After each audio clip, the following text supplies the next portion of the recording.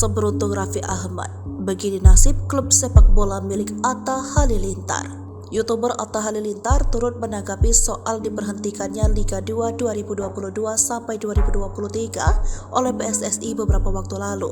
Atta memiliki klub sepak bola yang bernama Bekasi FC. Atta mengaku pasrah dengan keputusan PSSI yang menghentikan Liga 2. Atta pun mengaku kapok berinvestasi ke klub sepak bola saat ditemui di kawasan Tendean, Jakarta Selatan, Kamis 9 Februari 2023. Kendati demikian, Atta masih berharap agar Liga 2 segera bergulir agar timnya kembali merumput. Sebelumnya, melalui Instagram, Atta sempat berkomentar tentang diberhentikannya Liga 2. Atta mengunggah daftar klasmen Liga 2 dengan warna hitam putih. Ia juga mengunggah logo klub yang berlaga di Liga 2. Sebagai informasi, Atta Halilintar sendiri menjadi salah satu artis yang memiliki klub sepak bola. Awalnya, Atta Halilintar serta putra Siregar sempat mengakuisisi PSG Pati.